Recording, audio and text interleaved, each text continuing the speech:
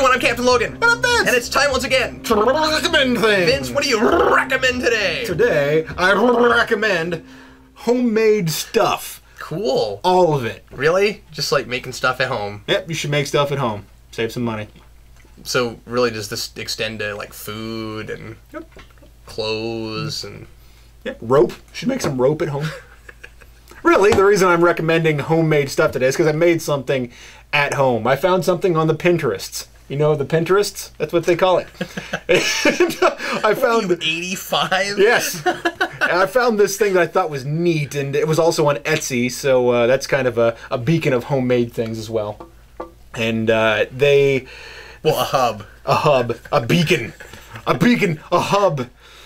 Yeah, it's a hub city, Beacon City. There's the next one we're coming to in the DC universe. Okay, all right. Yeah. Yeah. So what hero fights there? I don't know. No. I'm gonna guess Mr. Nobody. Mr. Nobody? Yep, because he doesn't exist. I think there is a character. No, there is a character named Mr. Nobody. That's true. So I'm recommending this thing. What is this thing? What is that thing? Well, I'll tell you a little history about this thing first. I saw something like this on Pinterest, and then I said to myself, well, it's not a record, but maybe I can use it for this. So I've seen a lot of record bowls made. So, you know, you just melt a vinyl record in an oven and it folds around the bowl, or it goes into the bowl or something. And what I thought was, I wonder if you could do this with a Laserdisc, because I bought the Laserdisc of The Shadow because it was, don't judge me. I bought the Laserdisc of The Shadow because it was the only widescreen edition that was released. So if you went to VHS or DVD, they didn't have the widescreen edition. Surely they finally released it, right? And they did. Oh, okay. So they finally released the widescreen edition, and now they've even released a collector's edition of The Shadow. Is there a Blu-ray? Yeah. Cool. And I plan on getting that, but I thought to myself, well, you know, there's no reason for me to have this giant Laserdisc sitting around. Now, all of our 15-year-old viewers are saying, it's a Laserdisc. Well, it's bigger than... It's DVD that size. Anything you own. And you could only fit half of the movie on one side, then you had to put it back in your player upside down, and the other side... That's right. It's an ancient piece of technology. I've never had a Laserdisc player. By the time it became relevant for me, we already had a DVD player. So you know, Brandon's got one. Really? Yeah, he's got a Laserdisc player. Oh, he is just stockpiles. Outdated tech. Yeah, I'd be surprised if he didn't have an 8-track player. And I'd bet money. Although having a turntable is kind of neat because you can still get vinyl and whatnot. Well, turntables are a little bit different because of sound. Mm-hmm. There's certain things just sound better on a record, and there's a whole collector's market, and we're still making them because when everything is, I'm sorry, I'll let you recommend things. When I'll let you recommend things. But when most people download their music or listen to it online or whatever, if you want to buy in physical, CDs are almost not as fun anymore. Mm-hmm. It's almost more fun to have the really big art and you know what I mean? Like, if you're going to actually buy it, do it up now, you know? Yeah. But anyway, okay, so that is actually the Laserdisc of The Shadow? So this is the Laserdisc of The Shadow. Wait, can I ask the obvious question? Sure. The big, actually, let me see it for a second. Okay, so you can see... Oh, okay. So it still says The Shadow on the bottom. What I was going to say is, the big elephant in the room is... Why does it matter that this is The Shadow? Because it looks like just a Laserdisc, but at least in the middle it says. Although you could have just taken that sticker and put it on anything. That's true. And what I essentially did after I melted this thing around a bowl and I formed it down, it took me like 3 hours. Not of consistent work, but I'd go back and I'm like, man, it's still not melted. Apparently, vinyl works a lot better for this. So if you want, hey, I'm impressed you were able to make it work though. And it's got some thickness to it. Yeah, and that's what I like about it, is because you have those two layers of plastic that sort of kind of start to separate when you melt it, so it looks kind of neat. Like, especially you can kind of see that line going around there. Unfortunately, you guys can't see it, but whatever. So I used a little Mod Podge on the inside of this thing to hold the label down a little bit better, because the bottom label fell off, and I have a little bit of pads there so that it doesn't go scratching up tables and whatnot. So what I did with the cover was I made coasters. And look, it's not scratching up your table. Look. So I made coasters out of the cover. Now, this was a long, drawn-out process for me because I wanted to see if I could use what I had on hand rather than going out and buying resin and whatnot. So you paid for that, I bet. Yep. And what I did was I used this sealant that I had that makes things water resistant. So I sprayed that on the cover, and then I used Mod Podge over the top of it, and I laid cellophane down over the top of it, so that and Mod Podge dries clear, or at least you can get some that dries clear. For those of you who are like, "What's that?" It's glue that dries clear. It's not Elmer's, and so I did that on there. Mod Podge, just a whole bunch of stuff thrown together. Yeah. Oh. So Mod Podge, hodgepodge. Yeah. So That's that. Mod Podge, I used that to put the cover on there, and then That was the joke. Thanks for spelling out the joke. I was confused for a second. I was like, wait, what? Who's talking? Oh, it's me! So I just used some cork, and I glued a couple pieces of corkboard together. That's Alec Baldwin. And so what you have is coasters that become a puzzle. So it's kind of neat. I like this idea. So that's what I have for you. It's not a hard puzzle. It's not hard. A 9-piece puzzle. What do you know? So I've also seen in the past that people use tile, and the thing that I saw that was recommended, or at least the thing that looked most effectively that was recommended effectively, was was resin. They had this like resin spray that you could put around the thing, and it would make it water resistant. So, or it would make it waterproof, really, because then you have this hard layer of something around it. But for me, I tried to go cheap, and hey, Vince, next time you do something like that, let me know. I'll give you some granite samples, because those work great for coasters. Like these are cool, but they're a little bit light. Like if you want something a little heavier, use granite samples. Sarah gets them at work all day long. Yeah. And we keep a box of them stockpiled for when we want to make coasters. So you've seen the coasters we have around. They're just granite samples. It's a great idea. So and then you could do the same thing on top of those, I'm sure. Yeah, and tile's not super hard to get a hold of. I just wanted to see if I could get something that's easy and cheap, and so that's what I have for you. You can use the bowl to hold the coasters.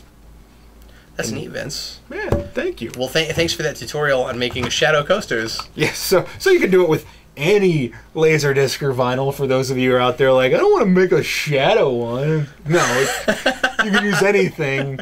It's vinyl or Laserdisc. In fact, you could probably even make little bowls if you have CDs that you wanted to use. And by the way, really, for those of you candy dishes. For those of you who are going to go out there and do this, use a bowl that is oven safe. Uh-oh, what happened? And no, I did it correctly. Okay. But for those of you who are out there who are like, oh, you just shove it in the oven, right? Well, yeah, sure. You stick it in there for a while. I'd say, I don't know, I forget what I did, maybe 300 degrees or something. I couldn't find a good solid setting for a Laserdisc. I found vinyls which were like 265, 275, somewhere in there degrees.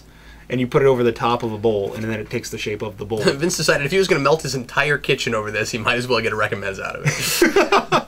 So I didn't ruin anything by doing this. I'm pretty pleased with myself. That like if this turned out to be a failure, the important thing is that I didn't ruin any of the cookware we have. So just be careful. Use things that are almost a feat in and of itself. Resistant, at least.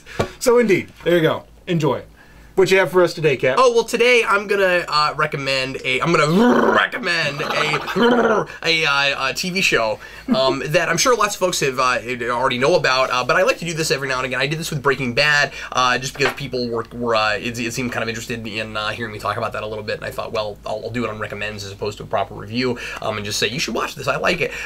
So today I'm gonna talk a teeny little bit about Bates Motel, which I'm really enjoying. Have you watched it yet? No, not at all. I'm really liking it and really surprised by it.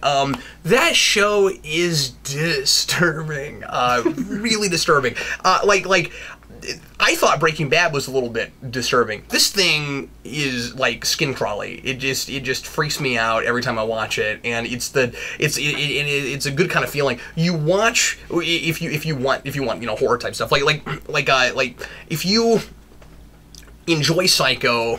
It has the same kind of feel, surprisingly. You wouldn't think that they could capture that every episode, but they do. They somehow manage it. The soundtrack has a lot to do with it. It has that kind of score through the whole thing, which just keeps it really kind of unnerving and kind of helps to ramp up the tension. But it is basically it's kind of like and I think they even said this when it was pitched. It's kind of like the experiment that they did with Smallville, except this one works a bit better. Where like from the beginning. And again, this is not. I know people hate it when I do it. This is not a Smallville bashing session. I'm just saying that if we hadn't had Smallville, I don't think this show would be as good. Although I also am not sure that they even would have thought of it. It's a reimagining. It's another prequel reimagining. So it's the Bates family opens the hotel and what happens after that, and it's exploring the psychosis of Norman Bates, and which begins from childhood, and the whole idea of him clinging too much to his mother and kind of like becoming his mother while she's still around is really kind of interesting and twisted. This small town is super creepy. It's this little town that is run on drug trade. And everybody there knows it, but they all kind of keep to themselves and kind of pretend like that's not what's running the town, because they know that if they didn't have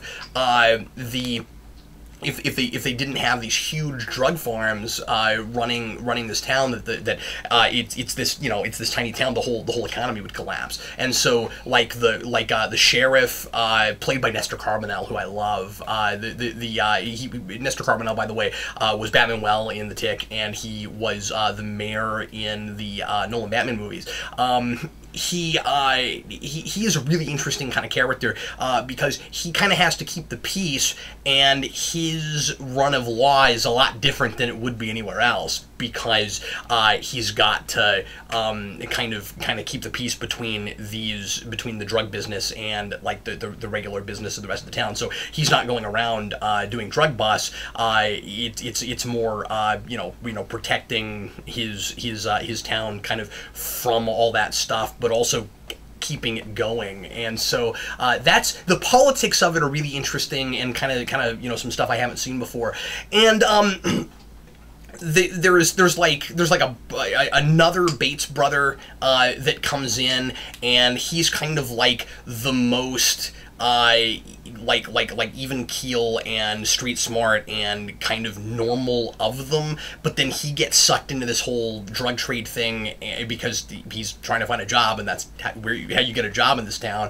I mean, it's not the only way, but it's, if you want to make a really good living, that's what you do. And so he gets roped into all these horrible things, even though he's not a crazy person like Norman Bates and his mother. And she is a fascinating kind of psychological study. I mean, the whole thing is very psychological thriller, and she is like really clingy to her son. They're both kind of clingy to each other, and it's kind of this like really sort of creepy, unsettling sort of relationship that's like it's. I mean, it's not like it's sexual, but it's wrong. You know what I mean? It's too close. It's too close. Yeah, and there's a lot of that kind of stuff. It runs the gambit of terrifying kinds of ideas. I'm into season 2 right now, and all of a sudden there's some questions of incest and stuff. Not with Norman Bates, but with another character. So I'm like 4 episodes into season 2 right now, and I can't stop watching it. It's a really good show. I mean, obviously it's probably not for everybody. It's the kind of show that it is. But the thing that impresses me the most is that it manages to somehow kind of be not psycho every episode. Not that like I'm not saying that like it does the same scenario every episode, but it's always that world. It doesn't feel like we in like setting up to get to Psycho, we're creating this whole other thing. I didn't figure, but when I first heard about it and was kind of a naysayer, I was kind of like, really, why would you do that? At first, I figured that it couldn't possibly be in the same genre, and it totally is, which is really kind of cool. There are neat explanations, and I don't think too cutesy, like I might have expected, for all of the iconography of the show. Like, they drive that same car, and there's kind of a reason for where they got it and why they drive that car. That's probably the one that seems the least likely that they would drive that car. But that's in there. The reason that Norman Bates watches period like black and white movies is really cool, because you know that was a thing in Psycho, but that was kind of the movies at the time. So now there has to be kind of a reason that he goes back to that kind of stuff, and he has this like really traditional sort of throwback attitude about everything. Like he likes very old school, simple culture, and he's kind of trapped in the past. And they actually do character stuff with that, which I think is really awesome.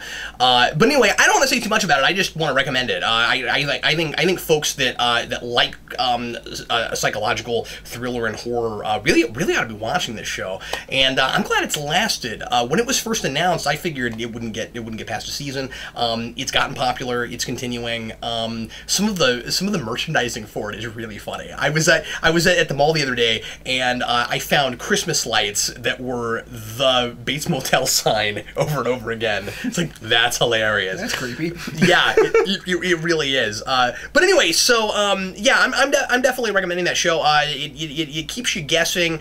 You never know where it's gonna go, and the psychology is absolutely fascinating. I think you'd really like it. It sounds like something I'd enjoy.